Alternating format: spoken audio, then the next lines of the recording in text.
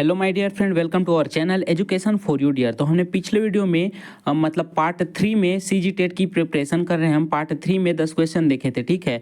अब पार्ट 4 में हम आगे का क्वेश्चन देखने वाले हैं, आगे और 10 क्वेश्चन। पार्ट 1-2 नहीं देखे हो तो जाकर देख सकते हो। टोटल 60 क्वेश्चन पार्ट 1-2 में करा दिए हैं हम हिंदी से, ठीक है। और बाल विकास से नहीं देखे हो तो डिस्क्रिप्शन में लिंक है प्लेलिस्ट का, हिंदी और बाल विकास का दोनों का, जाकर देख सकते हैं।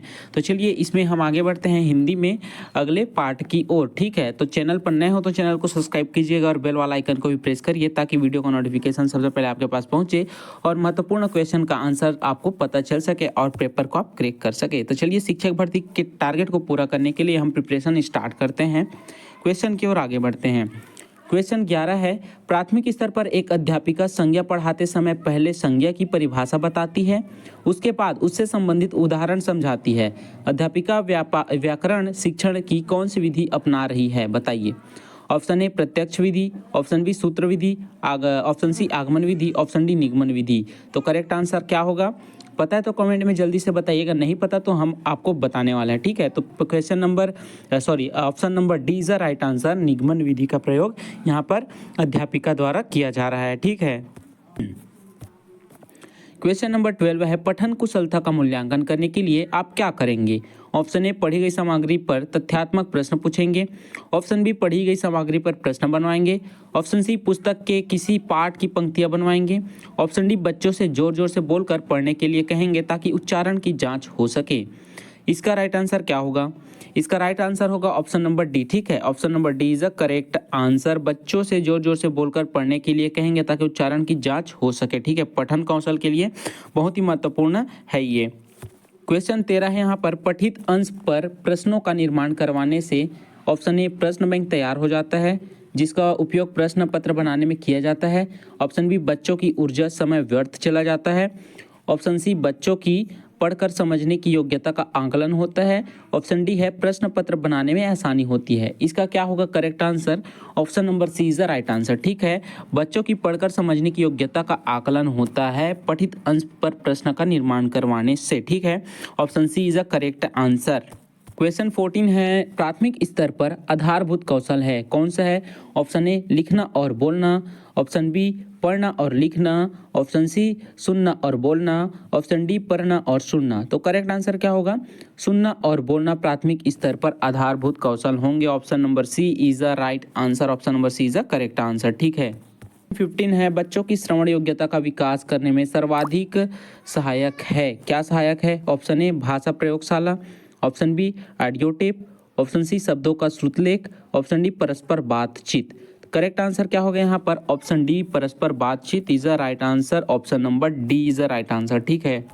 16 है, यहाँ पर उच्च कक्षाओं में ऑप्शन ए साहित्य साध्य है और भाषा कौशल साधन, ऑप्शन बी केवल छंद अलंकारों को समझने का प्रयास करना ही भाषा शिक्षण का उद्देश्य है, ऑप्शन सी भाषा कौशल साध्य और साधन है साहित्य, ऑप्शन डी भाषा की पाठ्यपुस्तक अत्यंत महत्वपूर्ण है।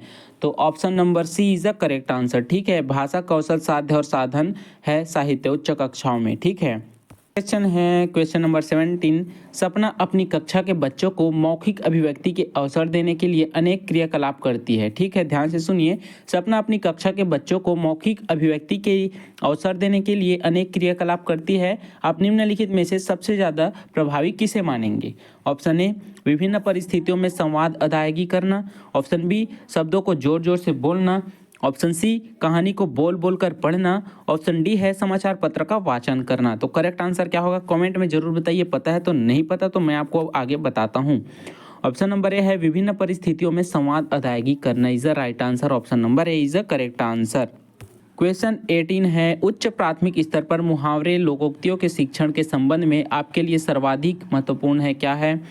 ऑप्शन ए मुहावरे लोकोक्तियों का वाक्यों में प्रयोग करना, ऑप्शन बी अधिक से अधिक मुहावरे लोकोक्तियों के प्रयोग द्वारा भाषा को अलंकारिक बनाना, ऑप्शन सी संदर्भानुसार मुहावरे लोकोक्ति के प्रयोग को समझना और उनका प्रयोग करना, ऑप्शन डी मुहावरे लोकोक्तियों का अर्थ समझने का प्रयत्न करना। तो इसका करेक्ट आंसर क्या होगा, option number C is the right answer, ठीक है। ऑप्शन सी इसका करेक्ट आंसर होगा, संदर्भानुसार मुहावरे लोकोक्तियों के प्रयोग को समझना और उनका प्रयोग करना।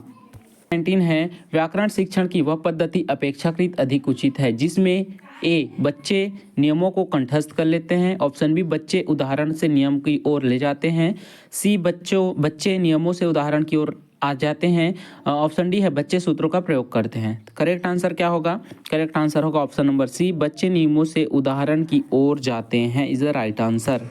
डी है भाषा के सतत और व्यापक मूल्यांकन का उद्देश्य है, क्या है? ऑप्शन ए बच्चों को सीखने की प्रक्रिया को समझकर उपयुक्त शिक्षण अधिगम प्रक्रिया अपनाना, बी अगली कक्षा में प्रोन्नत करने हेतु साक्ष्य जुटाना, ऑप्शन सी बच्चों की त्रुटियों की पहचान करना, ऑप्शन डी मूल्यांकन की परंपरा का निर्वाह करना। तो राइट आंसर क्या होगा? Option A. ठीक है, option A is the right answer. तो स्टूडेंट हमने आपको 10 क्वेश्चन और बता दिए इस पार्ट में। पार्ट 4 में, पार्ट 3 और 4 में 10 क्वेश्चन, वही पार्ट 1 और 2 में हमने टोटल आपको 60 क्वेश्चन यानी कि 80 क्वेश्चन करा दिया है हिंदी से CG टेट के लिए। ठीक है, तो आप चैनल पर बने रहिए, अगला पार्ट भी आएगा, टोटल 100 क्वेश्चन कराएंगे, 20 क्वेश्चन आपको और कराएंगे नेक्स्ट पार्ट में।